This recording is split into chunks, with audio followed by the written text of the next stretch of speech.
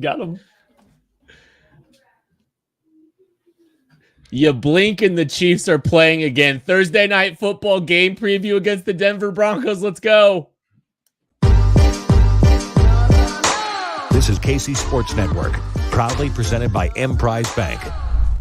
It's a live Wednesday edition of the KC Laboratory presented by Emprise Bank, member FDIC. Matthew, happy Wednesday to you. I'm normally not used to talking to you on this evening.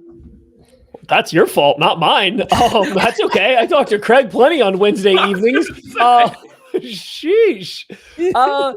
Yeah, I'm doing well, Kit. Thanks for asking. I'm actually really excited because in like less than 12 hours from now, I will be well on my way in a flying tin can being controlled by Craig Stout on my way to Kansas City to see you guys, to hang out with you guys and see your faces in person. I'm glad it's not a Wednesday because then Kent wouldn't be there, apparently. But I'm seeing you guys. And according to my son, I am going to Kansas City to, and I quote, play with my friends. And so I am quite excited for that, Craig. Yeah, absolutely. No, we're just going to leave that right there and say that Easton is right. Typically when we get together on Wednesdays with Kent, like when we're at a Shrine game or something like that, he just sits awkwardly in the corner and doesn't talk. Like, it's really weird. It's almost he waits for me to walk away and then he comes up. Yeah, and then he comes over and it's like, hey, will you tell Maddie that I actually agreed with the point that he was making about that guy? I'm like, yeah, but this is weird, just dude. Talk to him. I'm just stunned at him like Troy from Community with LeVar Burton. I just kick myself every time he leaves, and I'm just singing the Reading Rainbow in the sky. We're all going to be hanging out at Kingdom Bar for the game on Thursday, so we're all going to be together. It's the first time I think we've all been together since the draft.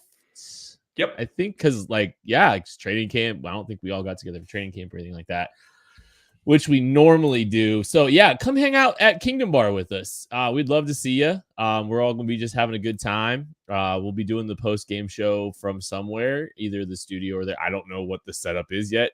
Tucker, I'm sure, will tell me afterwards. But we're going to be hanging out at Kingdom Bar for the game.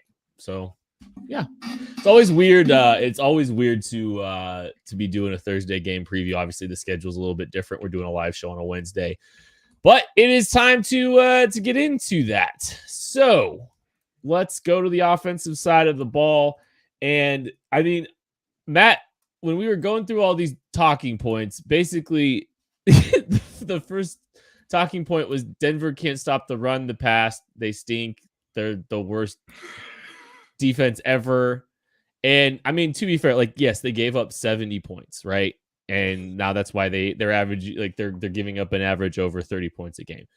To be fair, though, if you took away the 70-point game, they still would be one of the 5 worst scoring defenses in the national 29th. Yeah. They would be 29th. Yes. So, Denver stinks, but this first talking point, they stink against the pass, right? They stink against everything. So the answer was yes, no matter how you ended that question. But to put this in perspective, right, we remember the Chicago Bears and how bad that defense was, right? And what that kind of looked like. Well, the Broncos are worse. And the Broncos are not only worse, they are worse off against the pass than the Bears are compared to the third team, which is the Arizona Cardinals. They're that bad. They're just really bad. There's no other way to explain it. Their EPA per play against the pass is 0.21. 0.21. That's insane. I believe that's almost just a hair under what Patrick Mahomes had last year, and he led the NFL. Essentially, everybody trying to throw the football against the Denver Broncos becomes Patrick Mahomes. That's what this is correlating to right now. That's how bad this defense has been. Zach Wilson can't really stop the pass. It's absolutely crazy because Patrick Surtain is still very good. Now, he's not having quite the year that I think he would hope, and probably a lot of that is there's a lack of help. It seems like there's a lot of confusion, and they're trying all this different stuff, and he's not having his best year, but he's still very good. The problem is everybody else kind of isn't. And the defensive coordinator not doing a great job, and they're not on the same page. They don't seem to really get a ton of pass rush going to impact the coverage. The coverage seems to blow assignments when the pass rush does work. It's just nothing seems to be in unison for this unit right now, Craig. Yeah, it's just so disjointed, and it really does start at the top. I have, living out here, hear people make all kinds of comments about Vance Joseph. Somebody claimed that his 5th grade PE teacher probably would do a better job. Watching this defense, it's not that bad, but it's not as far off as you would think. Like, it really is not good. And when you've got Kareem Jackson and Justin Simmons are good football players. They're not playing well right now. You watch this defense, and the guy that I think jumped out to me the most watching the last couple of games was DJ Jones. He at least got some pressure up the middle as a pass rusher, did okay defending the run. Guess what? He's hurt. So the one guy that was able to get anything going on the inside is gone. They can't defend the pass at all outside of Patrick Surtain, who occasionally makes a play. But even Garrett Wilson was torching him down the field. It's just that, Zach wasn't able to hit him down the field very regularly. It just is a big old mess right now. And there's no real clear, happy path to success. It's not like, oh man, if we clean up this one thing, all of a sudden we're going to be able to build off of that. It's about 17 things that need to get fixed to get them up to a base level right now. And that is really sad to watch some players that I like coming out in the draft, that I've liked in free agency, guys that I like watching play football, that are just not cohesive, not playing together, not on the same page. It's just really kind of embarrassing to watch this defense run. I know people are going to look at the Miami game and say 70 points. Oh my God, well, that's Miami. It's not just Miami. Like, everybody is running over them. And with a slight bit better execution, the Jets might have put up 40 something on them pretty easily. It's scary. Well, and so just to drive home kind of how bad they've been. Kareem Jackson's played all right, I think. Justin Simmons has definitely had a down year. But once you get past, we're going to focus on the cornerbacks here. Once you get past Patrick Surtain, their next 2 corners that are playing right now because of an Essang Bassey injury has been Jaquan McMillan, and then starting opposite of Surtain has been Damari Mathis, right? Yeah. They have had 38 targets this year against them. They have allowed 32 completions for over 400 yards, 5 touchdowns, and they have forced 0 incompletion. So that means pass breakups. That doesn't mean, obviously, there's a couple incompletions throwing their way. Not many, just a couple, but they have forced none of them. And that's their corner 2 and 3 in this game. Oh, don't worry, it gets a little bit better. Josie Jewell is still pretty solid in coverage somehow as a linebacker. The issue is... No. The issue is Alex Singleton's on the field a lot and coverage. Snapping him. He's out snapping Josie Jewell. Alex Singleton was on the field 100% of the snaps against the Jets this week. Well, it's for a good reason, because he's been targeted 25 times and given up 23 catches for 3 touchdowns. And it's not even like it's 5 yards per catch. He's given up over 9 yards per catch when he does get targeted. So it's not just checkdowns. Needless to say, this team can't cover anybody right now, unless it's the person Patrick Surtain's on. And then it's kind of like a 50-50 coin flip if he's going to be in the right spot or have the help he needs. Everybody else has been absolutely terrible for this team in coverage. And so has Jonathan Cooper been targeted at all? How many targets has Jonathan Cooper seen? He has. How many has it been? 4. And he's given up 4 catches. Yeah. I'll get there in a second. All right. So here's the thing. I'm not trying to get too confident or too cocky in this show. Because we did this with the Jets and we did this with Zach Wilson. Sure. And then Zach Wilson embodied Patrick Mahomes for 30 minutes of football. But I think Sean Payton's done a horrendous job with this football team. And when you can find a way to make a strength of your team a weakness in 5 games, without even playing a game, just how bad this defense has been relative to this defense last year. This was a better defense last year, and a lot of the personnel is similar. A lot of the personnel is the same. Sean Payton put his stamp on the defensive side of the ball on this football team. He hired Vance Joseph, and it's horrendous. It's bad. It's really, really bad. And it's just, it makes me question how the Sean Payton era is going to go when you just completely decimate your defense and make some of your better players look worse than they've ever been. Like that is a horrendous job. Like I know they've gotten Russell up to league average, but my goodness, how are you going to just ruin a strength of your team the way that this team has? I think it speaks to the coaching staff personally. So, this is where we're harping on the coaching staff. Is this where we're doing it? Go for it. Yeah, sure. Yeah. We're Kansas City Chiefs fans. We've seen some horrendous tackling in our days covering this team. Man, we've seen some bad tackling attempts. I don't think anything compares to this Denver Broncos team in terms of missed tackles. This team's effort, technique, like just pursuit, everything in regards to tackle. I mean, they gave up 70 points, right? Like that needs to say it all. It's pretty much impossible to give up 70 points in the NFL if like even the second guy to the ball makes a tackle every single play. Like if you miss a tackle every play, it's still pretty hard to give up 70. They're missing 4 and 5 tackles on a given play routinely. This team's, and I don't even know if it's an effort thing because guys look like they kind of play hard. It's just they're so bad with everything. I don't think anybody besides Kareem Jackson wants to hit, and he's getting a lot of fines for his hits, and nobody else wants to hit anybody. Nobody else wants to pursue a play. Nobody else wants to do anything. It's just, it is very poorly coached right now. It is incredibly poorly coached. And I don't even know where you start when you watch some of their tackling, like just showcases. It's just all bad. Like it's seriously, it's to the point. I am a Chiefs fan. I care not about the Broncos. Like I care not at all. I don't. I just don't. And it hurts to watch it. Like I am sitting here watching an NFL defense with players that I have enjoyed watching in the past, and I watch it just not work in any way, shape, or form.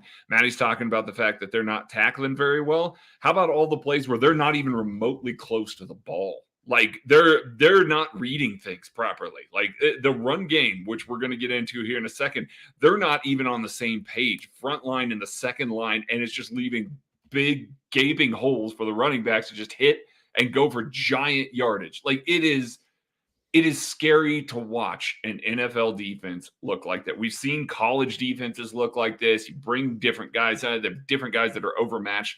You don't see this in the NFL very often. That's why we're harping on it so much, because it is just that level of bad right now.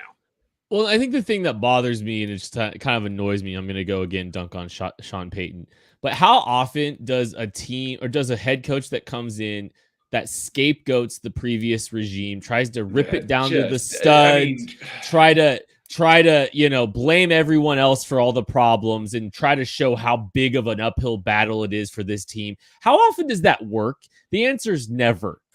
Like Andy Reid didn't come in and just strip this team down to the studs. He took the studs that they had and found a way to maximize their talent, add talent to it, and build a football team.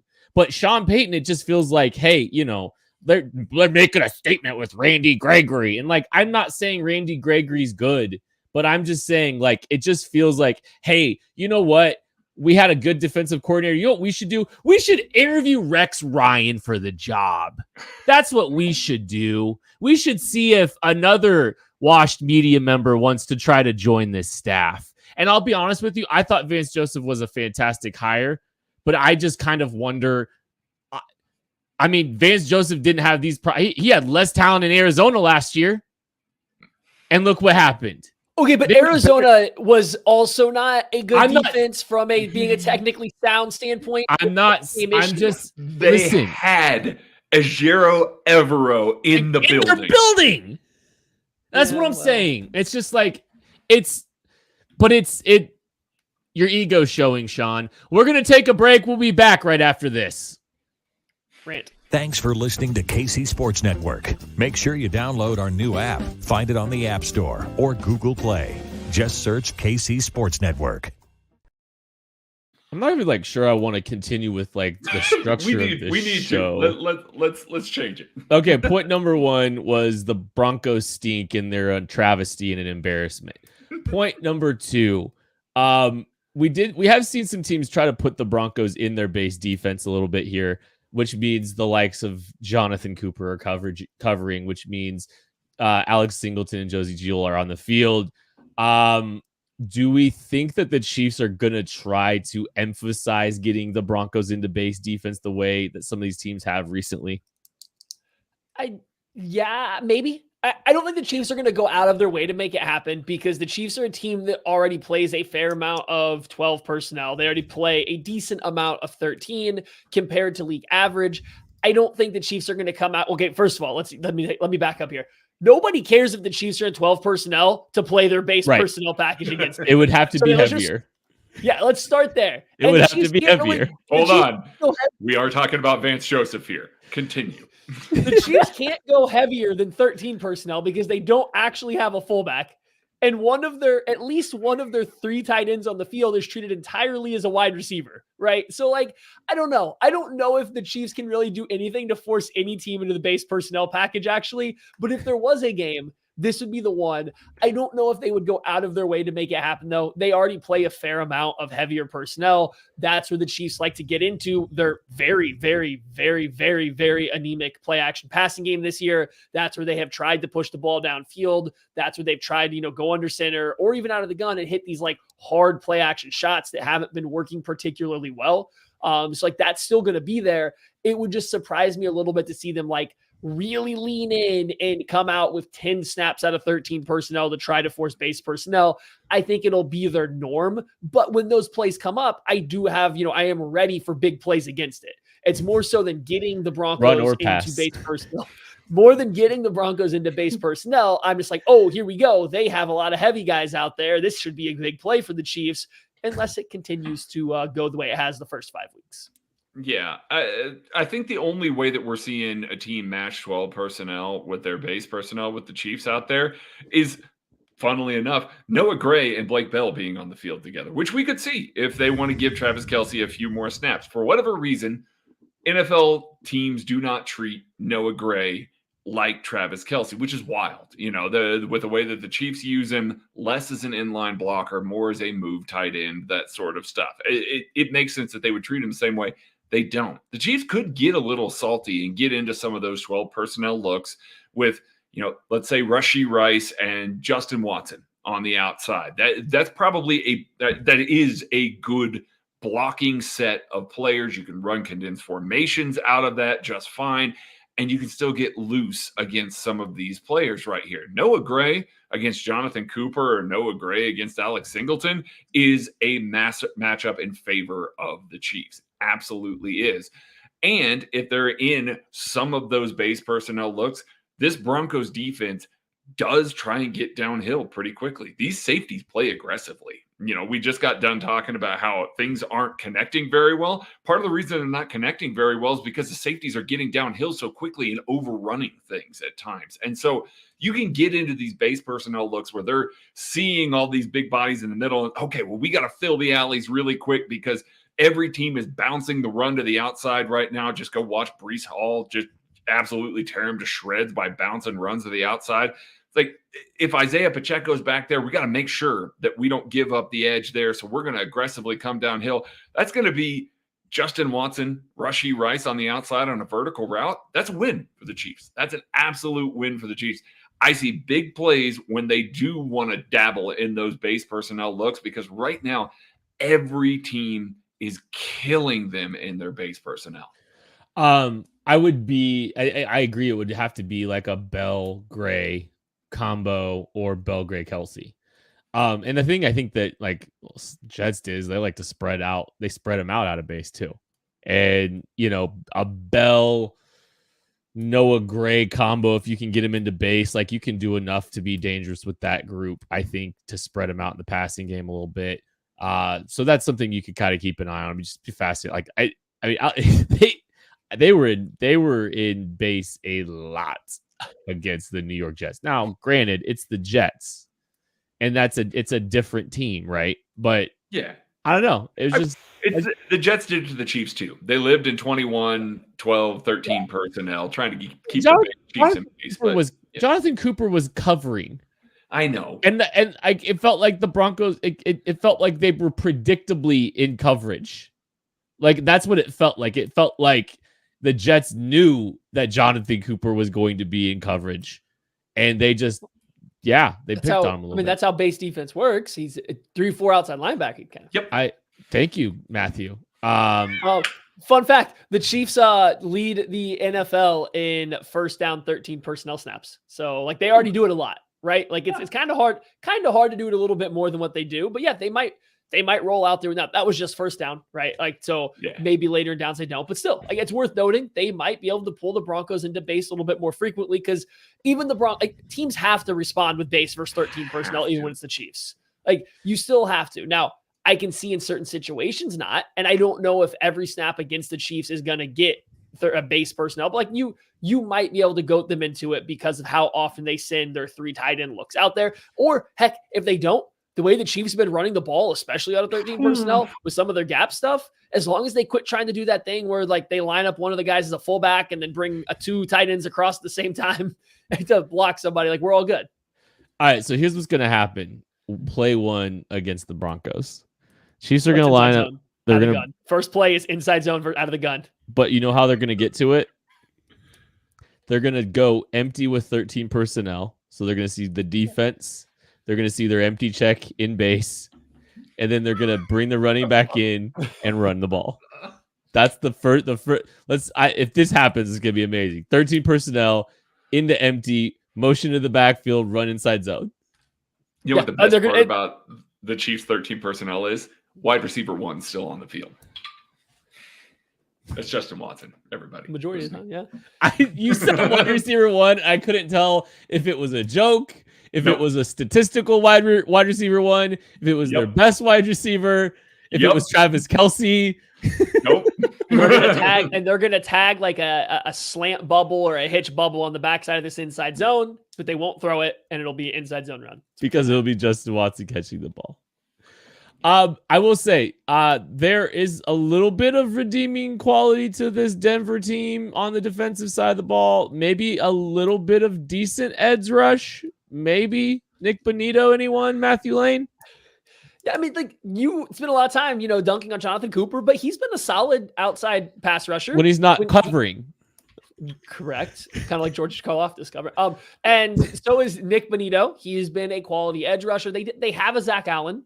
And, some games his impact is felt, and sometimes it's outside, sometimes it's inside, but they do have some guys that can affect the game on the outside. Specifically, Cooper and Bonito, just like those 2 guys have a little bit of speed. They have the ability to really get up the arc and stuff like that. And so it just presents a challenge for the Chiefs offensive tackles that the last time they faced a defensive front that had, I think, speed similar to that, it was the Jets. And while the Jets are clearly a significantly better front, that was just, they had the speed to press Donovan Smith vertically. They had some speed that did give Jawan Taylor, trying to get used to his new pass set and alignment, some trouble there coming up the arc. So it's worth noting here that if you get another really good performance from the Chiefs offensive tackles in particular, that's a good sign. Because I thought they kind of calmed down a little bit after the first quarter against the Minnesota Vikings, but the Vikings don't really have just the raw speed that I think the Broncos can present. So it's a matchup I got my eye on. We'll see how it plays out, but if the Broncos want a chance to win, I think you got to have like a career game from both of those 2 guys on the outside than Zach Allen, wherever he plays. Yeah, he's lining up inside a little bit more, and he wins on the inside. He does. It's we talked about Zach Allen a lot coming out of the draft as a guy that Spags might like. Heavy defensive end on base downs and then kick inside, rush the passer from the inside. That's how he's being used. Nick Bonito has been the most impressive guy to me, honestly. Like that burst is real. The ability to turn the corner is real. He's a guy that we watched and we went, oh wow, I kind of like that guy a little bit. He's better. He's even better. He's come into the NFL really, really well. A speed guy that could give the Chiefs tackle some trouble. I think that's it, though. Like, I know that Jonathan Cooper is there. Frank Clark is out for this game. Not that Frank has done a whole lot for this team, and who knows, he might be on the way out. Who knows what's going on over there. But there's not a whole lot of other guys outside of, again, DJ Jones, who is injured, that can really rush the passer and present any kind of danger to this front. And this is a good game to just make sure keep the bad pass rush bad, I guess, at this point, because without DJ Jones, Frank Clark not playing well, if you can keep Nick Bonito, Jonathan Cooper in check, you're going to be fine. Zach Wilson had all the time in the world back there against the Jets after the opening stanza. The initial pass rush was good. After the offense started getting rolling, he was able to stand back there and just deliver with plenty of time to do it. He was not worried about the Broncos pass rush at all. This offensive line is better than the Jets offensive line. Patrick Mahomes is more comfortable back there than Zach Wilson is. I just think that this is an opportunity to just kind of get the confidence right, get the offense going, because you're not going to be faced with just, heat every single down that you drop back to pass. Craig's rarely used word of the day is stanza. I like it. You said stanza all the time. What do you mean? I've never heard you say stanza. I've said it on this show multiple times, buddy. I know you don't listen to me, but you've not. You have. I know. I would have been like, huh? Stanza? Like Tony Stanza? Like who's the boss? What? Players to Watch is presented by Tickets for Less. Go to ticketsforless.com. Use promo code KCSN. Again, promo code KCSN. It will get your best discount available on Tickets for Less on your Chiefs tickets. Craig, you have the first stanza. Thank you. For the first stanza here, I am going to pick Isaiah Pacheco as my player to watch.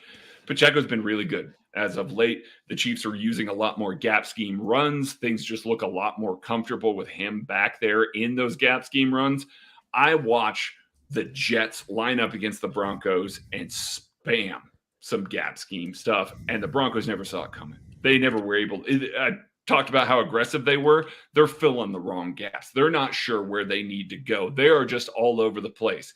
Line up with Isaiah Pacheco, run those runs, and put this game away in a big way. There is such an opportunity here to just put the looks that you want to on tape, make defensive coordinators worry about what you can do on the ground a lot more than they are right now. And they already are. Like the past two games have shown, hey, there's a lot of positives for the Chiefs run game. Go out there and just beat down the Broncos on the ground with Isaiah Pacheco. I'm not saying abandon the pass. Just when you get to that moment, lean on those gap scheme runs. Let him run over guys. Let him build that confidence. Let that off line build that confidence. Jeff Allen talked about it earlier this week with Tucker on 21 Questions. Get into those looks. Put that fear in the heart of defensive coordinators coming up, and just use this game as the game where you get to really put everything that you've got in the run game on tape. My player to watch is Marquez Valdes-Scantling. I don't really have a good reason for it. It's just kind of a gut thing. We're due for one of those MVS games where he just kind of goes off or makes a couple highlight plays. If there was ever a secondary to, maybe just challenge some YOLO balls downfield or see if a guy ends up running free and makes a big play, it is this one. Patrick Surtain is great. And so when him and MVS are locked up, you probably just avoid him. But when he's on other guys, you just might as well give it a shot. So this is just a gut feel. We're kind of due for one. MVS has been the same guy. He's been in the NFL his entire career, and he doesn't usually go this long being this quiet. We're kind of due for a game that says, oh yeah, that's why that guy gets on the teams and has a very significant role. I think we're due for one of those games. I'm calling it for this one. Second on the team in targets last week, second on the team in receptions last week, and wide receiver one from those two perspectives was Kadarius Toney. 5 catches, 26 yards, a lot of manufactured looks as they are trying to get him involved. I think circumstantially, I think the Chiefs have very obviously, they hold higher, hold higher hopes than I think a lot of us on the outside do for Kadarius Toney. They've seen some stuff. We've seen some quotes recently about Brett Veach's belief in him vertically that we haven't seen yet. And, I think that this could be, a week where, we've seen some of the injuries stuff that he's been dealing with, and this could be a week where he's healthy enough to go out and make a big impact. Obviously, the volume was there for him last week, so maybe the health's on an upward trend. He's still being treated for a toe injury. But I just kind of wonder if, it's a slow start for him because of the injuries, because of the lack of training camp, even though we know this team has held him in high regard and has big plans for him. Maybe this is a week that we see Kadarius Toney get involved and make some big plays in a substantial way. More than 5 catches, 26 yards. I think it's going to be a big day for Kadarius Toney. We're going to take a break. We'll be back right after this. Thanks for listening to KC Sports Network. Make sure you download our new app. Find it on the App Store or Google Play. Just search KC Sports Network. Hey, what's up, everybody? It is Ben Heisler, host of Benny and the Bets here on KCSN, and I've been so fortunate to have PXG as our sponsor here at KCSN, sponsor of Benny and the Bets. I think what I've really enjoyed about this partnership is that they have really had an opportunity to dive into Kansas City. And so it's nice to be able to refer people who are fans of KCSN to folks that care about the community, that care about making a presence here in Kansas City. But also they make ridiculous golf clubs as well. Had the fantastic experience getting fit here with Alex Oren. She is the queen of fittings over at PXG. Was the first female fitter in the company's history. She's right here in Kansas City. Did a fitting for about 2 hours and just had an absolute blast. Really got comfortable with every single club in my bag, and they're going to be able to do that for you guys as well. The best part is $25 fittings right now in the month of October. So make sure you guys come on over. It's PXG store. They are located here in Overland Park, 119th and Blue Valley Parkway. When you come in, make sure you say hi to Alex, say hi to Jake, say hi to Marcus. The whole crew is going to take such good care of you. Check out, they got brand new fall apparel as well. Some great discounts on all the summer stuff as well. They've been a great partner for us here at KCSN. We hope that you guys support them and check out everything that they're doing as well. Been such a great opportunity. Love the folks at PXG. We know you guys will too. Everything for your bag. Nobody makes clubs the way we do, period. That's PXG and PXG.com. Thank you so much, everybody that's hanging out with us on a Wednesday night as we are game previewing Chiefs Broncos on Thursday night football. I'm glad to have this one done too. Shout out Brent Shepard. Thank you so much for the super chat. We really appreciate that, my friend. Let's talk about the defense. Play action. Russell Wilson likes himself some play action. Sean Payton trying to integrate some of that play action into the offense for the Denver Broncos. Is it any good though, Craig? I mean, it's the best thing, that especially early in the game. I had a stat at the ready, and our pal Matt McMullen with the Chiefs went and tweeted it out today. So I guess Matt can have the stat. No, the Broncos lead the league in first drive points. They do, believe it or not. We just got done talking about how terrible of a team they are and all of that. Terrible. Their opening script is fine. And it usually revolves around a lot of play action. They want to get Russ deeper into the drops. They want to hit Marvin Mims over the top. They lean on that a lot. They've only run play action about 22% of their offensive snaps when they've dropped back this season.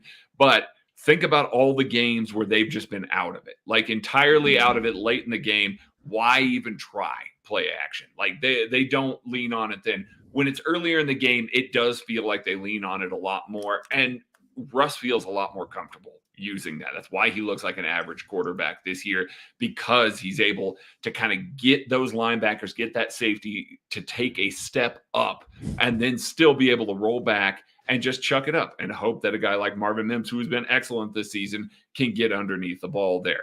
It's been pretty effective. They use their screen game off of it, but it is primarily the deep passing game that you got to watch out for with the Chiefs. And with the Broncos, again, we just got done talking about on the other side, the Broncos love to live in 21 personnel. They really like to use a lot of 21 personnel. Guess what? The Chiefs are going to counter base defense with that. And if the Chiefs are countering base defense with that, they're probably going to load up the box a little bit more. Means a lot more single high looks. That means that if a L'Jarius Sneed or a Trent McDuffie happen to miss a press for whatever reason, there is a big opportunity for stuff over the top with this play action passing game. There's just ample opportunity for that. It slows down the pass rush. It's a good thing for this offense to lean on to get Russ comfortable, and they're using it pretty well right now.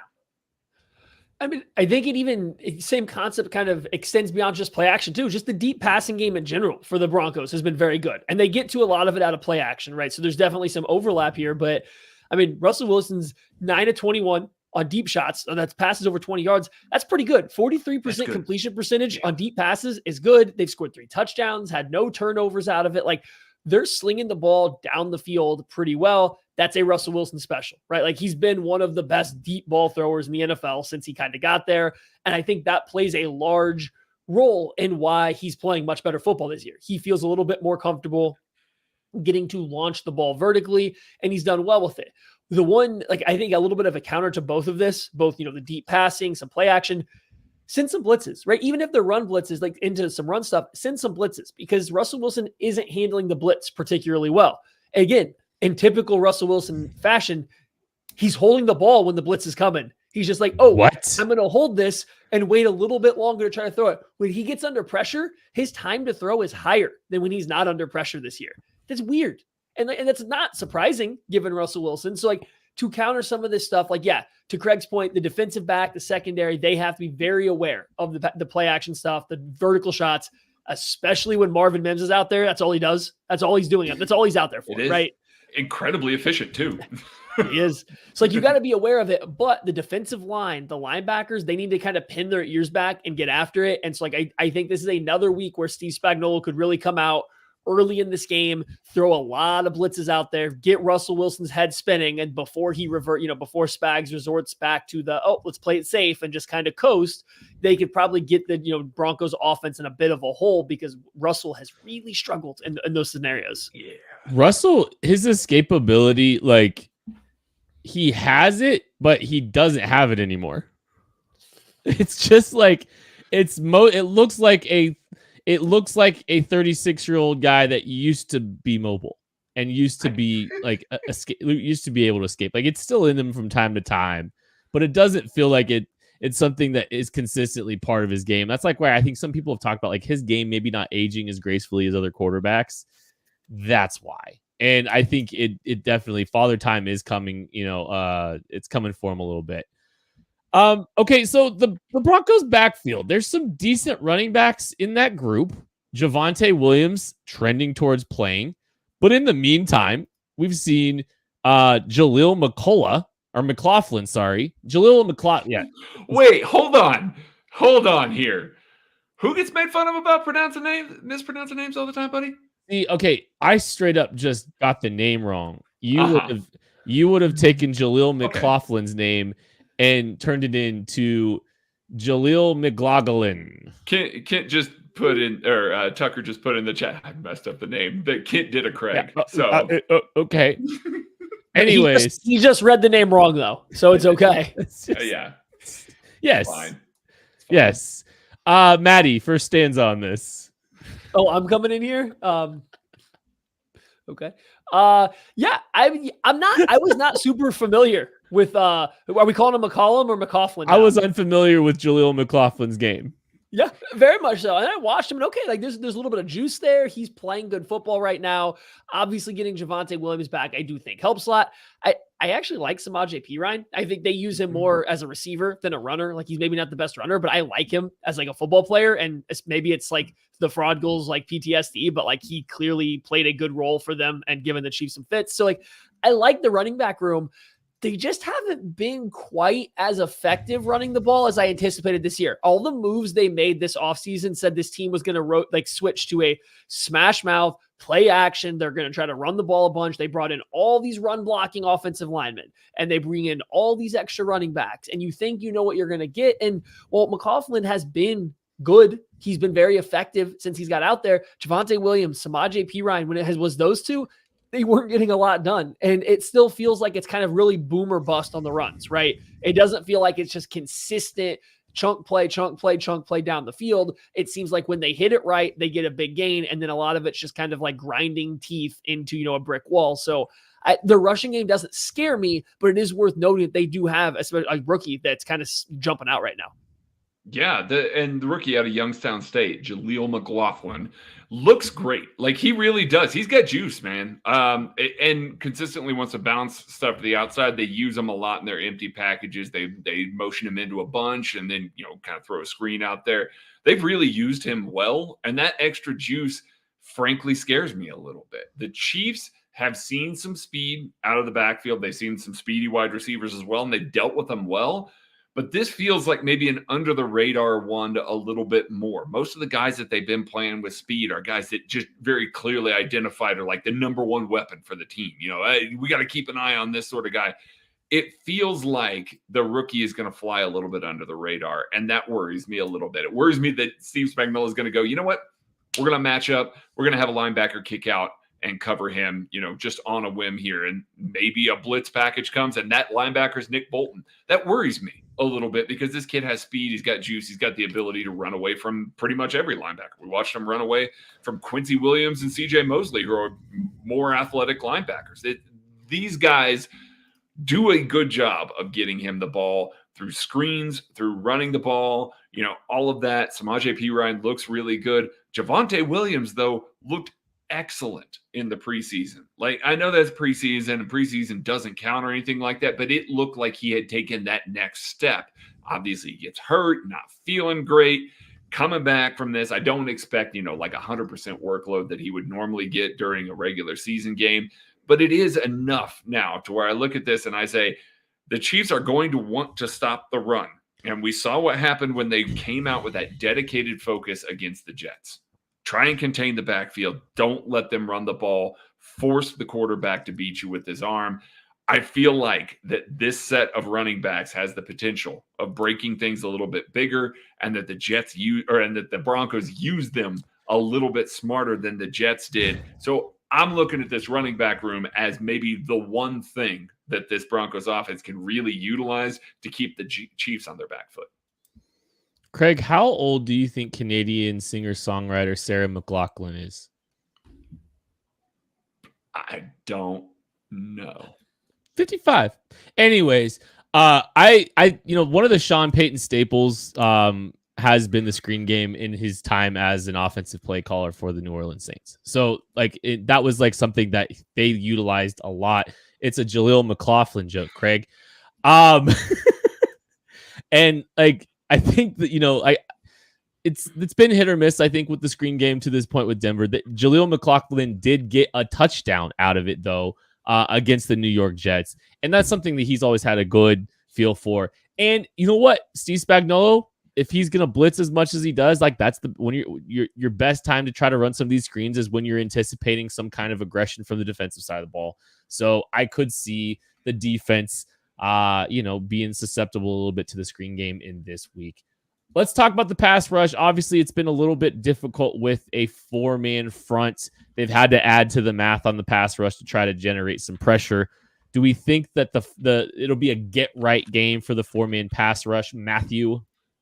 I mean, it should be, right? And like we've done this in years past with this team. We're like, oh yeah, this is where the Chiefs pass rush is going to get right because the offensive line across them isn't good. And then they kind of come out and they're a little bit flat in the game. But like, this Denver Broncos offensive line has been terrible. Starting with the right tackle, Mike McGlinchey. They brought him over. And again, this goes back to like, hey, they're going to run the ball a lot. This dude is averaging giving up over 2 to 3 pressures a game. And like, they're not just like slow burn pressures. He is just letting people rip by him.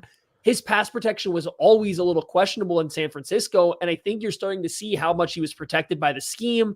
But then even when you kick inside, it's not as if Quinn Miners or Ben Powers are doing exceptionally well. Their only guy that's not getting beat ridiculously bad is Lloyd Cushenberry. And well, he's a center. How many one-on-one pass pro reps is he actually getting out of this, right? So, like, I don't know. You're looking at the Chiefs 4-man rush, and I know that George Karlaftis, Mike Dana aren't necessarily striking fear into opposing offensive line. I understand that, but this is a game where they might actually have the advantage. Garrett Bowles has returned. He's clearly been their best pass-protecting, offensive lineman, but it's still Garrett Bowles.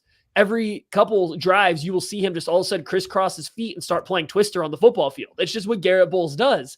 And so there's going to be plenty of opportunities to win if they decide to take care of it, take advantage of it. So last week we saw it. Kirk Cousins was in trouble when the blitz was coming. We saw it 2 weeks ago. Zach Wilson was in a lot of trouble when the blitz was coming. But then all of a sudden, 4-man rush comes out. They get nowhere. This is a game where you probably want to start building some confidence coming out of it. Yeah, absolutely. Russell Wilson is the 6th most sacked quarterback in the league right now. He's taken 15 sacks. Would you guys believe that that's almost half of number 1? Sam Howell has been sacked 29 times. It's insane. That checks out. I mean, does check out. Checks out a little bit. And Daniel Jones is at 28. So, yeah, also checks out. Russ has been better this season than the past 2 years at feeling the pocket a little bit, avoiding it, stepping up, and not being afraid to scramble. They've actually even called some designed runs for Russ this year, Sean Payton has. So he's been a little less reticent to just hang out in the pocket and wait for the pass rush to come. Simultaneously, he will not throw to guys that are covered, that don't have any sort of separation. That's a problem against this Chiefs secondary that's not allowing a ton of separation.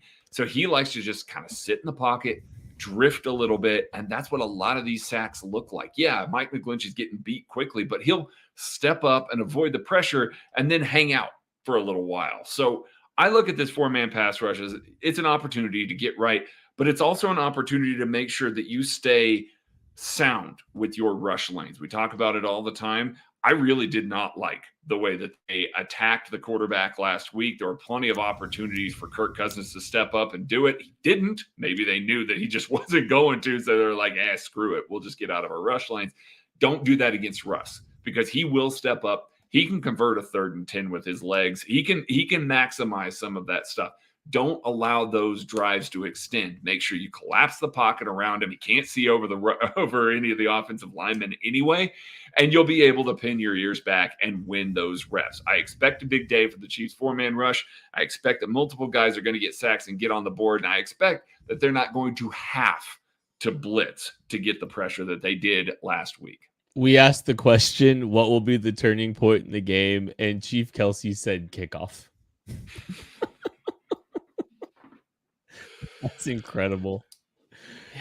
Shout out Chief Kelsey. It's Players to Watch presented by Tickets for Less on the defensive side of the football.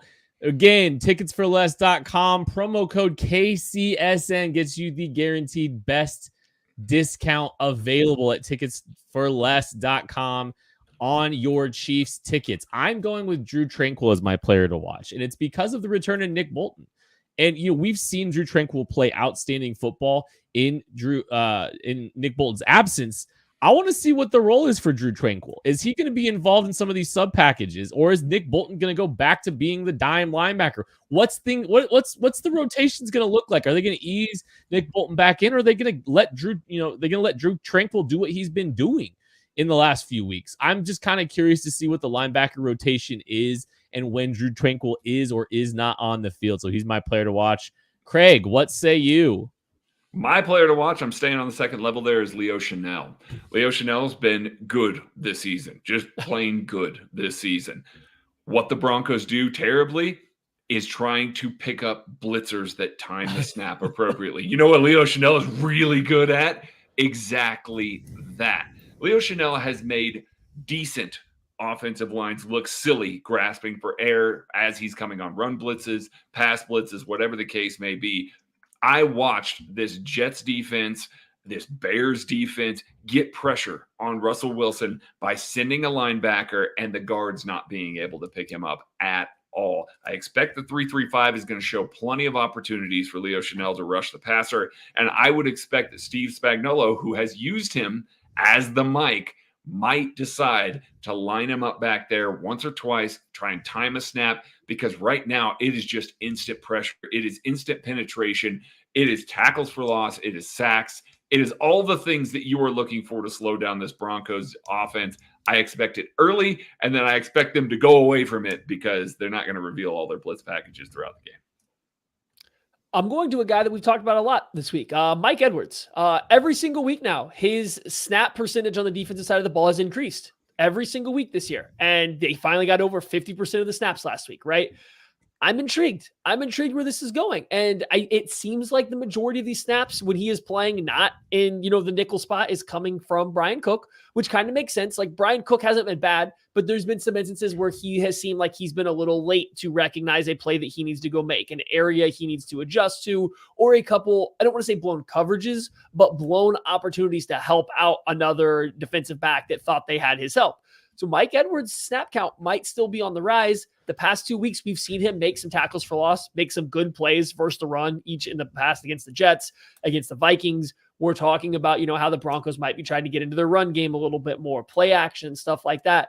This just seems to be a game that I have my own. If this trend continues, if he's playing over 50% of the snaps, how much longer do we got to start talking about, is he really the de facto starter, right? We're on our way. We're on our way there. So it's on my radar right now. And he's playing better than Brian Cook is right now. He might be playing better than Justin Reed. Justin Reed does more stuff. Don't get me wrong, but Mike Edwards might be playing just better in his role that he's got right now. So you got to watch.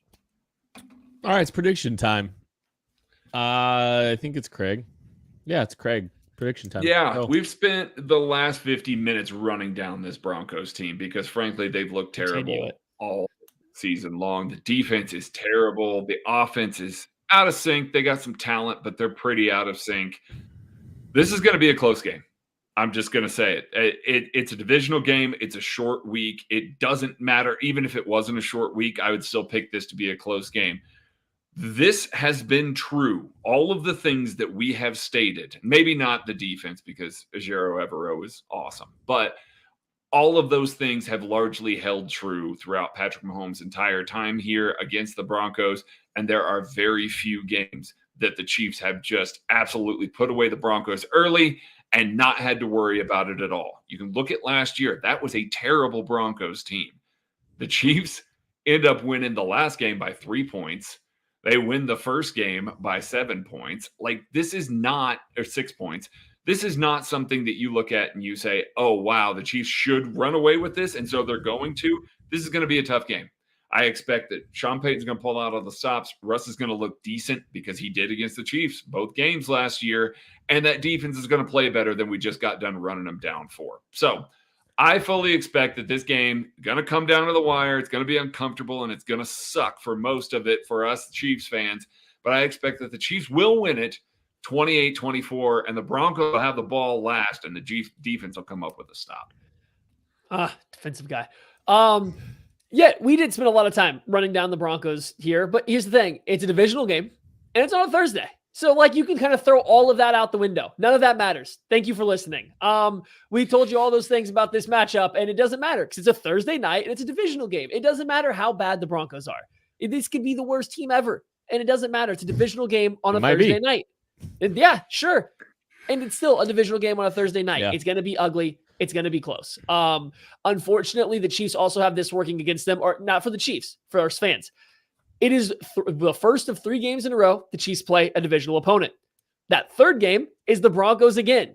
You want to know who is not going to be showing absolutely anything they don't have to? Mr. Andy Reid. He is going to give you the most vanilla game plan he possibly can to get out of here with the win. Steve Spagnuolo is going to follow suit too. Though I wouldn't be surprised to see the Chiefs come out with the scripted plays and jump out to an early lead and then do the traditional Andy Reid, try to coast it out. You have to sweat it out sometime in the third quarter. So Patrick Mahomes and the Chiefs have to go down and maybe not like a game-winning drive, but like that, okay, now it's probably out of reach, but we're still going to be biting our nails all the way to the end. I'm with Craig. It's close. I still have the Chiefs winning 24-17. It's just going to be a game that we're not going to leave exceptionally excited about. And I don't think we should freak out about this one because I think that's what Andy Reid wants. 100%, Matthew. This game will either end in annihilation and Patrick Mahomes throwing a behind. That's the next one. Yeah, probably. But if things just go south for Denver quickly, Mahomes is throwing a behind the back touchdown because Andy wants to dunk on Sean Payton and he likes dunking on the Broncos. I don't think we're getting that though either, and I agree. I think it's going to be a very vanilla, pacing himself through the AFC West kind of game. Like that just kind of feels like that's what Andy's going to do. It's not, you're right. It's not going to be, he'll be setting stuff up for 2 weeks from now or 3 weeks from now, whatever it is. He'll be, it'll be enough. He won't leave, stuff on the table that, to keep this team from winning the game, but it's not going to be pretty.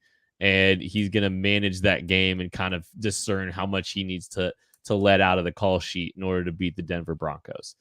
I still don't think it'll matter. I think the Chiefs are going to win.